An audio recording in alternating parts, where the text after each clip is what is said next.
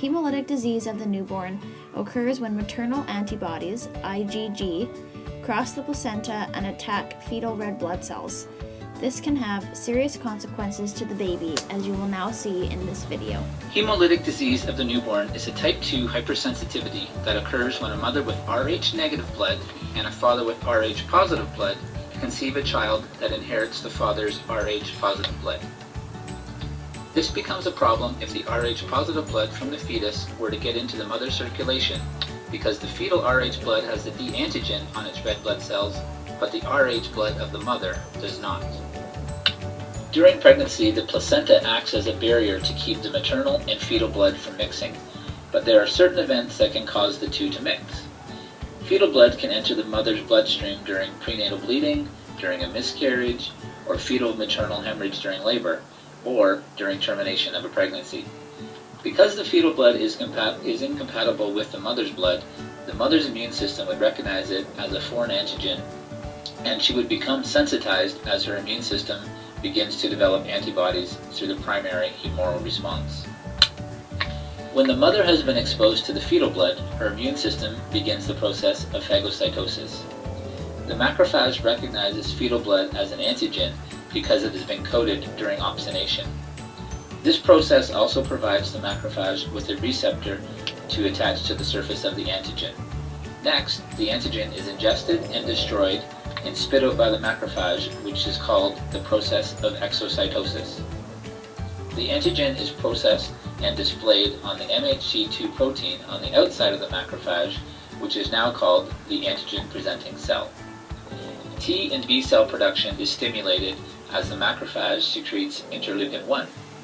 The antigen-presenting cell is presented to the T helper cell, and a complex is formed made from the T helper cell, the antigen-presenting cell, and the B cell. The B cell forms plasma cells that secrete the IgM antibody into the mother's circulation. The T cells create T helper and T suppressor cells and memory cells.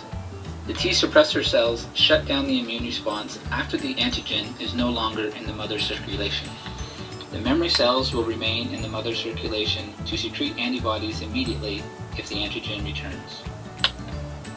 On secondary exposure to the Rh positive blood, the memory cells in the mother's immune system from the initial exposure produce IgG antibodies that are able to cross the placenta barrier to bind to the antigen, which are the red blood cells belonging to the fetus. Hey guys, for those of you out there who are visual learners, here is a representation of a mother's secondary response to the D antigen during her second pregnancy. So basically we have oil, and here is water. So this is representing the mother's blood, this is representing the baby's blood, and where they meet and they're not mixing, that would be considered the placenta. So now we're going to show you what happens in the mother's body as soon as she's exposed to that D antigen for the second time.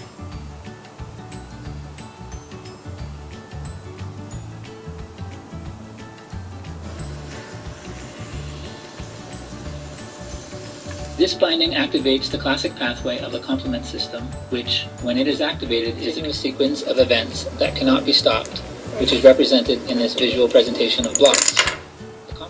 Another way to look at this analogy is like dominoes. Once one falls, they all follow suit. The complement system activates the membrane attack complex that inserts into the membrane of the fetus's red blood cell, allowing sodium and water to enter the cell until it swells up and ruptures.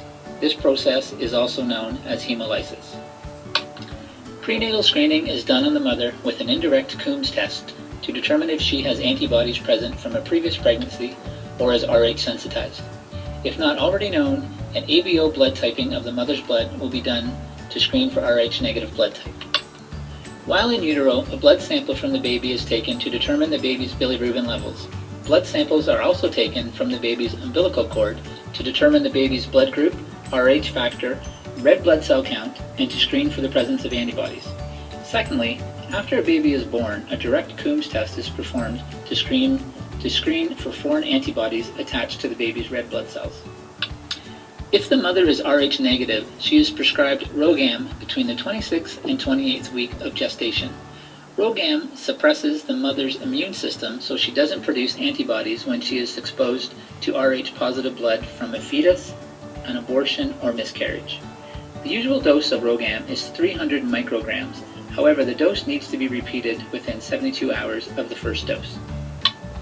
Treatment for HDN can be done during the pregnancy, which would involve a blood transfusion or early delivery of the baby if severe complications arise and the baby's lungs are mature. If HDN occurs after the baby is delivered, treatment can include intravenous fluids, oxygen or mechanical ventilation for the baby, or a possible exchange transfusion to replace the baby's damaged blood with fresh blood. HDN is usually characterized by high levels of bilirubin in the newborn because the baby's liver is immature and unable to clear the excess bilirubin, leading to jaundice. To treat jaundice, the newborn is placed under a blue spectrum light which absorbs and breaks down the bilirubin in the baby's skin. When phototherapy isn't able to break down the bilirubin in the infant, a total exchange transfusion may be considered. This is where the baby's blood supply is replaced with donor blood to counteract high levels of bilirubin. A partial exchange may be done also if the jaundice is less severe, which counteracts anemia in the baby. If the mother does not receive the proper prenatal care and treatment to prevent HDN, the consequences to the baby can be quite severe. Hemolytic disease of the newborn may cause the baby to suffer from profound anemia with pallor, which can cause high-output heart failure, an enlarged liver and/or spleen, generalized swelling, and respiratory distress. Hemolysis can also cause elevated bilirubin levels in the baby after delivery, since bilirubin is no longer cleared from the neonate's blood. Symptoms of jaundice can increase within 24 hours after birth, and with severe neonatal jaundice, there is also the possibility of acute or chronic kernicterus, which is bilirubin-induced brain damage that may also be fatal. Another serious consequence of HDN is hydrops fetalis, which is caused by the accumulation of fluid in at least 2 fetal compartments, such as the abdominal cavity, around the heart, or lungs, which could place the baby in further distress and potentially be fatal. On behalf of Sheena, Ken, Robin, and Laura, thanks for watching our video.